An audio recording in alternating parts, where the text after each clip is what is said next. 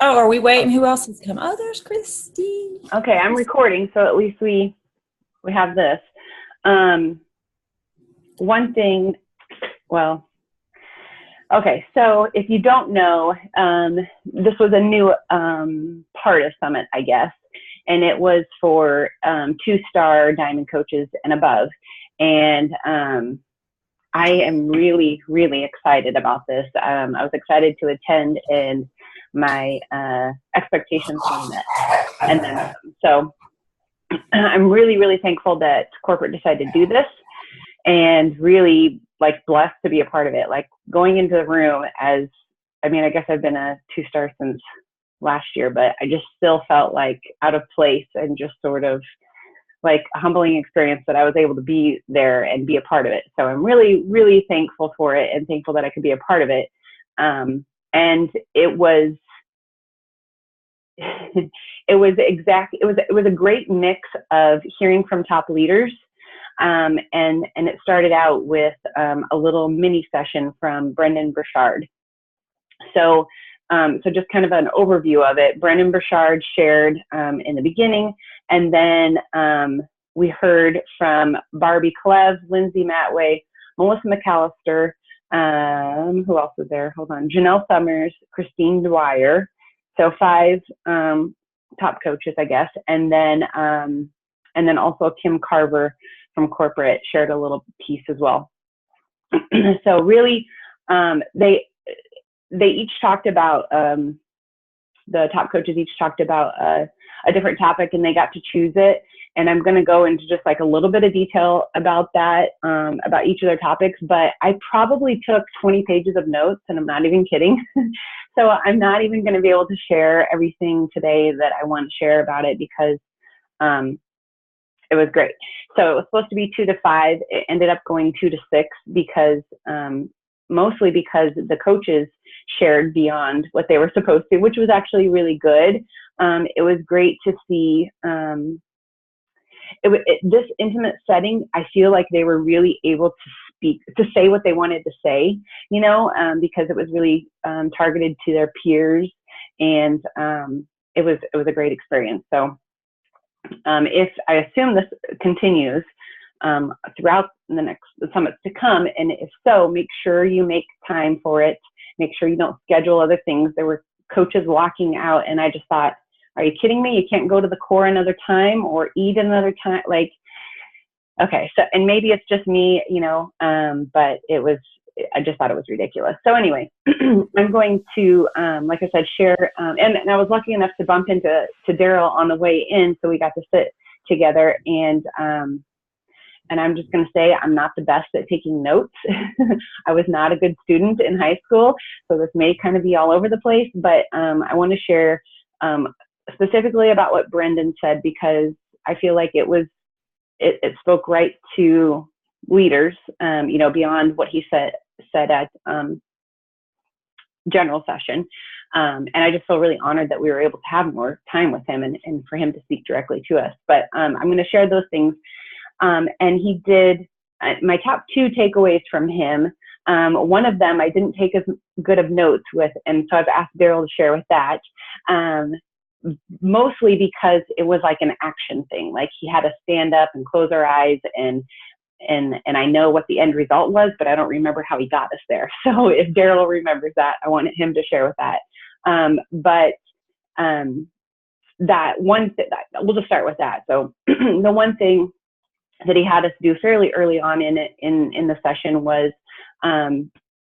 finding your 3 words. And this is where I need Daryl's help. But essentially at the end of it, you find these 3 words, and you set alarms on your phone to go off throughout the day, 3 different times a day, reminding yourself of your 3 words. And it was a great experience. He had us stand up, close our eyes, and then shout out these words and all these things. And this is why I should have taken more notes on it. But Daryl, if you're okay with helping us get to that place where we came up with those words. Yeah.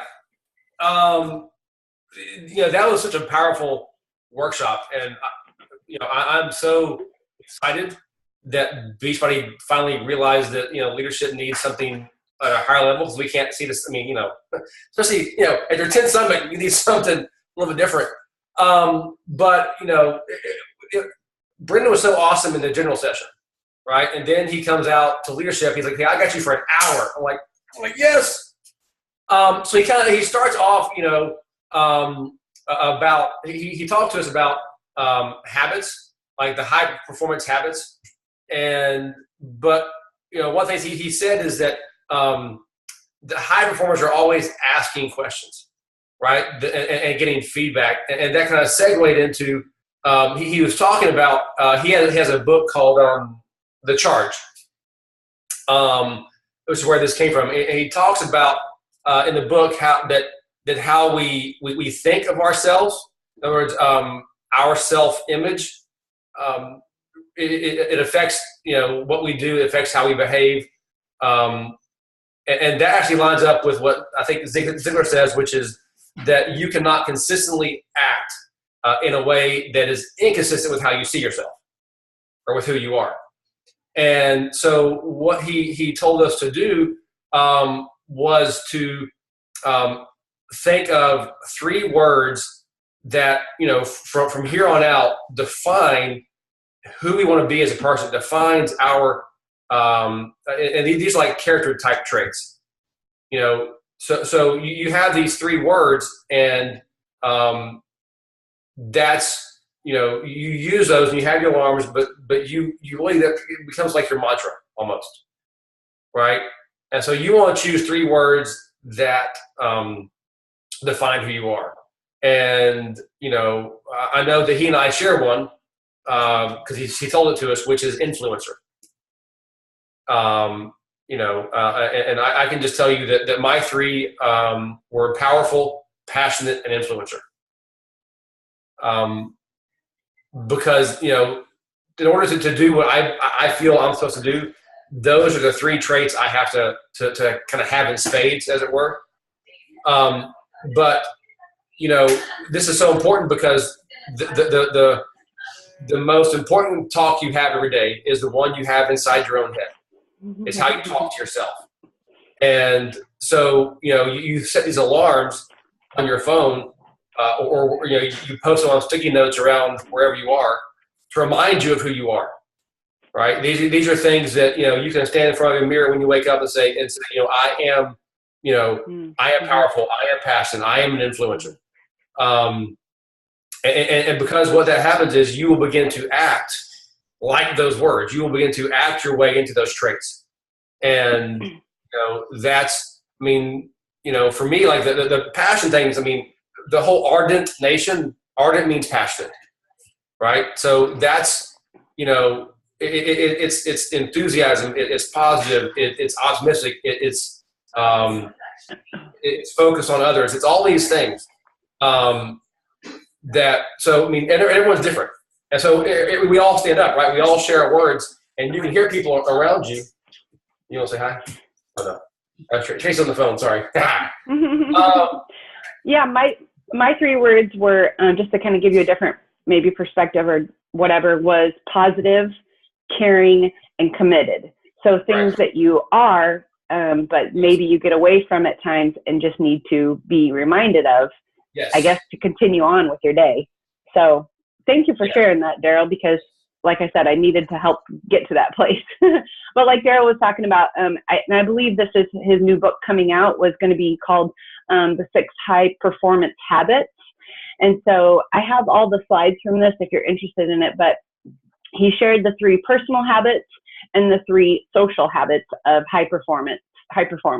So I just want to kind of go through those with you and give you my little 2 nuggets from each of them, I guess. But before we dig into that, I think he shared right away that it all comes back to the joy, and you have to bring joy to whatever you do. And although we think of high performance as maybe results, it's also a feeling. Because high performers aren't, and success isn't really defined by those results or the outcomes, because we define our own success. And that it's a feeling of joy and confidence. And that comes from doing your absolute best. And that's really how success is defined, in my opinion, is when you're giving it your best. But for me, it really struck a chord of just bringing joy to everything you do. And then of course, confidence. And that just, I'm still kind of going through gunk, so I apologize for all the throat clearingness. Confidence comes from competence. And you build confidence by doing what you're trying to do more often, and that confidence will actually come. You know, we hear that hang up all the time of, I just don't have confidence in what I'm doing, or I'm just not confident yet, I'm not comfortable yet. And you just have to really summon the strength that you have to build that confidence, and sort of that like learn as you go, you know, get your wings once you start that leap of faith and fly. Can you take your phone out here, babe, please? Okay. Because I'm hearing your music. Sorry about that. So it all comes back to, in my opinion, joy. Find the joy in what you're doing. Bring the joy to what you're doing. And then that confidence element too, that you just have to make up as you go. So, okay. So the 3 personal habits of high performers, like Daryl touched on, seek clarity. Seek clarity more often than your peers. And that's what's really going to rise you up to be a high performer. Ask questions and get feedback. Brendan was constantly sharing. He even said, you know, after that morning session, as soon as he jumped off stage, he asked the first person, or I don't know if it was the first person, asked that person, you know, what could I have done better? And I think that's really the attitude we need to have. You know, if ever there's a problem, if ever there's failure on the team, what could have I done better? Not always putting the blame on somebody else, but then, you know, just not even related to team, just anything in yourself. If you're constantly wanting to improve and do better and become a high performer, you're constantly doing that self-reflection of what could I have done better? And then not only reflecting on yourself, but then seeking out your peers and saying, you know, whose opinions you value. Hey, what could I have done better? Number 2, generate energy. So really master the transitions. And this was huge, huge for me. If you ever feel like you are never doing enough, which is what I always feel, or you get burnt out quickly or often, guilty of multitasking and not completing a task before moving on to the other. And this was probably my number 1. So if you're going to write something down, this is probably my number 1 takeaway from everything, was release tension and then set intention. So his example was, you've been, you know, replying to emails for an hour, and next on your list is to do the slides for the webinar. Instead of going from one to the next, push back from your desk and just sort of decompress, or I don't know what you want to call it, release tension from what you were doing, you know? So just kind of like close up that task and then set your intentions for the next thing. Because if you go from one thing to the next, you're losing fuel as you go, right? You're losing steam. And to really, like I had have that separation. He said, push back from your desk, do some release meditation, and whatever that looks like for you, in my opinion, whether that's just kind of decompressing what you just did, and then set intentions for the next task. And I think that goes back to bringing your true intentions for whatever it is you're doing. You know, you can easily say, okay, so I got to do these slides for the webinar. Okay, what do I need to do? And you get into the logistics of it, the actions of it. When if you take a step back and you say, what is my real purpose with doing this webinar? It's to touch people. It's to speak to people who, and, you know, really visualizing that person that you need to speak to, or people. And then when you come from that place, when that's your true intent, then you're going to give it your all. You're going to be focused 100% on that. You're not going to be easily, you know, straying off to those other little low value tasks that you think need to be done. Not only that, but not only doing that, you know, that transition of release tension, set intention, but also re-energize, increase your energy. And so he had us do another little whatever task you want to call it, and that was raising your energy mentally, which, if you're not a believer in the power of thought or that, then this might seem kind of silly, but he really had us, you know, just close our eyes and picture our, rate our energy in that moment. And then think of taking it one notch higher. And so thinking of, just raising your energy. And he would have us, just kind of like jump up and down just a little bit, just to kind of get your energy going. And just taking, even if it was just 20, 30 seconds on that, just like physically and mentally picturing yourself raising your energy. And it might sound crazy, I know, but it really did, raise our energy. And I actually wish he would have done that like after like hour 2, because we were definitely feeling it at the end. But just a great thing that you can do on your own. Number 3 of the personal habits was raise necessity. And that is just increase your musts for your team, for your family. It is necessary for me to do well here. And one little key phrase that I really like highlighted: who needs me on my A game right now? Again, it's just real easy to get lost in the tasks and to lose your motivation. And if you aren't mentally reminding yourself of your intention and your will and who you're doing it for, then it's easy to just fizzle out and to lose that. So having that mentality of, I will find a way, I must do this for, reminding yourself of who you're doing it for. And just mentally overcoming that, who needs me on my A game right now. I really highlighted that a lot.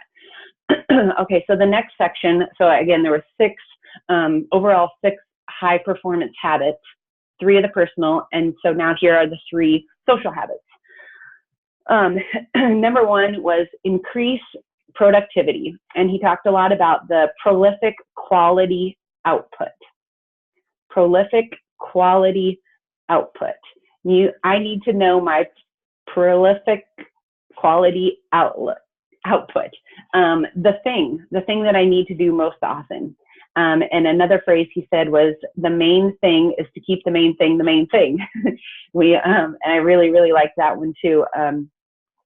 And, we all need to know our main thing, but I think as a whole, or generally speaking for coaches, that's inviting. It all comes back to inviting. So when you stray from that, that's when everything else gets tough or gets fuzzy, and just coming back to the main thing is spreading the message, which what we call is inviting. So my takeaway from that was the prolific quality output. The thing that I need to do most often is invite. Another key takeaway I took from that was every 50 minutes, do that release and reset to recharge myself to increase the productivity. So again, that means not spending more than an hour on those emails or inviting or that training or, making slides for your webinar or whatever. And then doing that release and setting new intentions for this new activity. And also to do that, if needed, increase your energy mentally during those transition times as well. And then number 2, social habit for high performance is develop influence. And I know sometimes that word influence, I know Kim has said, she was reading, going to read the book of, I'm drawing a blank on who it was. I know I've read it before, but How to Influence People. I can't remember the name of it. And how influence can oftentimes have this, get this bad name because, we don't want to feel like we're being influential because that can be a negative at times. But if we're influencing people in a positive way, of course, then that is a benefit. So a key area here was find why I am influential. Find why people look to me for a certain thing, or, how to win friends. And yes, exactly. Influence. Yep. Thank you for that, Daryl. Find out why I am influential. What do people look to me for? And teach people how to think, which was kind of like, what? Teach people how to think? That seems really weird. But I think it's a matter of, challenging people to change their way of thinking. And sometimes people don't realize how to think. and also telling our team, think like this. Really, they need that guidance. Let me look at my notes here like this. Yeah, think like this. Teach people how to think, and challenge people to rise up, to try more, give more. And of course, that means leading by example in that area as well. If you are challenging your team to do more, try more, lead by example. Number 3 was develop and demonstrate courage. And of course, I think that comes right along with that confidence factor that we said we sometimes don't have. You know, you develop courage along the way. And if you want to grow your courage, then you constantly are in that task until you build the courage along the way. And then a question he posed in that regard was, does my family and friends know what I think, feel, and what I need? And so sometimes I think, you know, maybe your family or your team see you as this courageous person or whatever, but do they know the backstory of how you formed that courage and what you're doing it for? Yeah, and what I need. I don't know. I didn't take a lot of notes, I guess, on that part. Let's see. What else do I have here from my notes? Live your message more. You know, sometimes we overcomplicate things, and when we strip it away and come back to something so simple as live your message more, doesn't it all just make sense then? Right? It's do the main thing, keep the main thing, the invite, you spread your message, and not only spread it, but just live it more. You know, we overcomplicate social media posts or how to invite or how to share, and you just live it. You live your message more in the moment of whatever it is you're doing. So that was my notes on Brendan. And then I wanted to share just a couple things about what some of the other leaders shared, unless, Daryl, if there's anything I missed or anything you wanted to emphasize. Well, I think of all the things that we were taught, his impacted me the most in terms of going forward. And one of the things he said in that last part on courage that I wrote down was identify where I'm holding back and just go. Mm. And that idea of he said it. I think it was in the main part of it, but let me find it. My notes. Oh, he said you should never ask your mission to bow down to your limited human strength. Right? Yes. Develop the strengths you need. And I'm like, right, just right. And so, because I've used the excuse, right, for years. Well, I'm not great at this, or I'm not great at that, or I'm not really good at time management, or I'm not. And so I use that, and he's like, you can't do that. You can't. You don't ask your mission to bow down to whatever limitations you have. You just you grow it. And so that was just massive for me. Yeah, I have another right before that. I have high performers ask what is required of me in this situation to best serve more people and then improve that. I liked that a lot too. But yeah, never allow my mission to back down to my strengths. Develop those skills to match my mission. Yeah, those were 2 others that I really took away. So he's great. He has a podcast. If you didn't already, and I can share, you text. I took a picture of the screen to text him to get on his whatever. I don't know. I did that both Darren Hardy and Brendan. But plug into those things and yeah, I think they're valuable. Okay, so like I said, there was 5 other top coaches who shared, and I could sit here and talk to you about every single one of the things that they talked about, but I'm going to give you the highlights on the topics that they shared, and then the 2 that I really took the most from, and just share a little bit about that. So Barbie Kalev talked about staying motivated and connected for the long term. And basically, you know, she talked about losing rank, and we all do that, and how you sometimes will lose your fire because of that. And that just comes back to, you know, finding out what drives you as a person, or rather like why you're in it, I guess, and coming back to those things. So just getting back to the core of why you started. But she had some great, you know, other things in there as well. But like I said, there's just, I had to choose who I wanted to share. Lindsay Matway was the second speaker, and totally unexpected what she talked about, but she said she just wanted to address the elephant in the room, and that was the great winter of 2016. And so I think as a two-star coach, I kind of see I don't see the top of it, but I kind of know what's going on. But just the fact of essentially she just, I think, really spoke to the people leaving the company for other MLMs. And my attitude towards that is, if they left, it's clear that they shouldn't have been here to begin with. And although that sucks for them, that also is a point for us to reflect on what we've done, and whether that means we're attracting the wrong people or not making things clear or whatever. I really loved her attitude of, you know,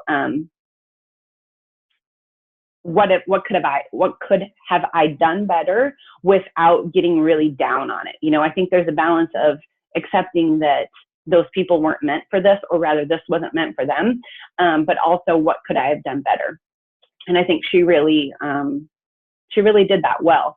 She did share some things, some stats that were just kind of mind-blowing. That the fact that she lost 67 diamonds, 9 star diamonds, she lost an elite coach, and she lost 5 six-figure earners through this. And she said the best revenge is massive success. And I feel like she just really fired us up to kill it this year, to be proud and confident in what it is we're doing, and not to, like, she didn't say this by any means, but not to weed out the people who shouldn't be here, but really just attract those who are looking for what we have to offer. And also just that she was super grateful for all the things that corporate was now giving us, the new tools that they were giving us. And again, you can either stay in that poor me mindset, or have the solution-based mindset of, you know, how can we now utilize these new tools, or what can we do different to really attract our tribe. And another little keynote that she just, little takeaway from her was, if my thoughts were being recorded and played back as a team call right now, would I want to play it? And of course, you know, that's the simplicity of that is true, but also what that actually means, because whether or not we were actually playing those back in a team call, our thoughts are going to come across in how we share things to our team, in our interactions, and all that. So I'm really, really thankful that she shared that. And I think that was really something on everyone's mind. And I think had that not been shared by somebody, it would have still just kind of lingered in the room. And so anyway, so I'm really grateful she shared that. Melissa McAllister talked about the evolution of coaching, and she really addressed every rank and what their focus should be, what their daily activities should be. So I think that was really great. And she did a great job of giving that information. She was, you know, whether or not you have these new coaches, have this level of coaches on your team, or you are in that level yourself, you know, it was maybe a topic that would only be for those maybe 15-star coaches or whatever, but it was really, she really presented it in a way that everybody, no matter what rank you're at, could take something away from it. So that was really great as well. And I took screenshots of all those slides, so if you're interested in that. But again, just not something I want to go into detail about. Kim Carver was the next speaker, and his was about developing a hitter's mindset, which I loved. He just really, really surprised me and brought me to tears, of all people. probably because it was a parenting kids story. But success is mental, which we already knew, but we just need to hear over and over. Success is mental, and make a decision based on belief.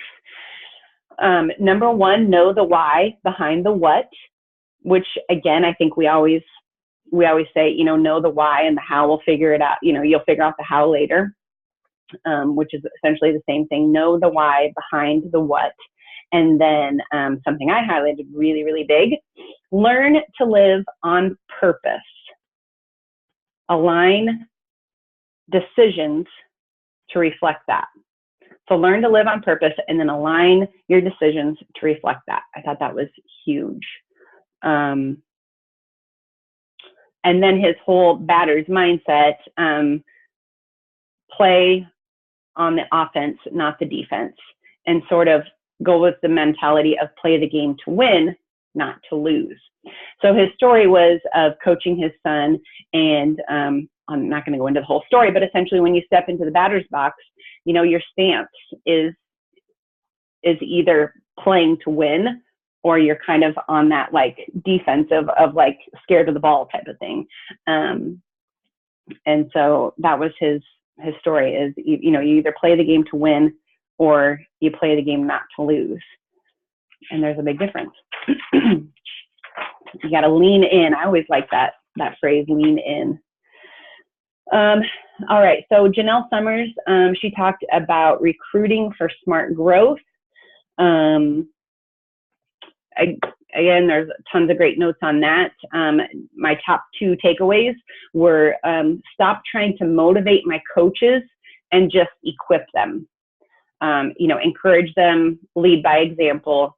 But I always just think of that, I picture myself all the time. Do I have this rope and I'm pulling my coaches or pulling my customers, or holding hands, walking with them? So lead by example, encourage them, and equip them. And then she did something, we always talk about tracking your business, which tracking was my one word that I took away from Summit, that personally I need to be tracking better. But she did something that she calls the fast track team. So when she's finding coaches who right away want to run with things, instead of using the business activity tracker and really focusing on that and focusing on Success Club, she had her coaches track or report 3 things weekly, and that is the number of new contacts, the number of BizOp shares, and the number of follow-ups. And, we know that if you're doing those things, that means that the other vitals are happening as well. Obviously, if you're following up with people, that means you're inviting people. If you are, sharing the business opportunity, that means you're inviting people to coaching, and of course, growing your network, and how vital that is. So yeah, big takeaways from her is just, leading by example, encouraging them, equipping them with the tools, and then just that fast track thing that she talked about. Another key thing that she said is about recruiting was not everyone would join a challenge group. So a lot of times we get stuck in that mentality of just get people started in a challenge group, get them results, and then coaching is inevitable if they have good results and whatever. But that's not always the case. And she shared, specifically, she wouldn't have joined a challenge group. So to not be fixated on that it happens like that. Okay, Christine Dwyer was the last one to share, and I really, really loved her content about content strategy, posting, essentially posting for your tribe, and posting for popularity most of the time attracts the wrong crowd. So she talked, she had 2 different posts that went viral. I mean, they had like millions of views. But then she also showed us the comments. And so she had 2 different exercise posts, and the comments were all people looking for a quick fix. So she was trying to, her thought was offering maybe her thought was offering valuable, like encouraging people to do this workout or whatever. It was like 3 moves for a flat belly or whatever, and thinking that that was of value. But in reality, that was attracting people who were looking for a quick fix. You know, one of the comments was like, she tagged a friend and like, we're doing this every day for the next, until the wedding or whatever.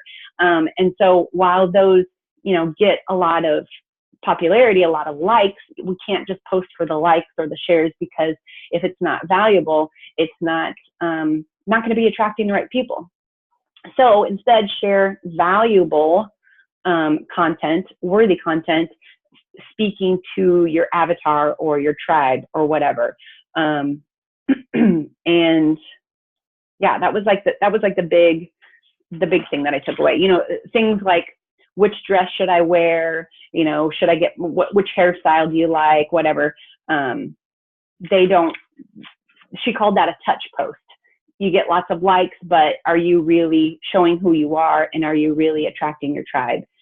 So I think that's really valuable. I think a lot of times we do just focus on how many shares we get, how many likes we get, and then you're just really, again, speaking to the masses. You know, you're not speaking to your people, your tribe. So clicks, comments doesn't mean you're finding your tribe unless your posts are sharing your story. So only count those if it's something that's actually you and sharing your message. Because again, you're keeping the main thing, inviting, or message, whatever you want to call it. And I like this phrase, is my post, is my message, whatever, educating while entertaining, because that's the other thing is, you know, sharing your story in a way that attracts people through education and entertainment was kind of her tips. So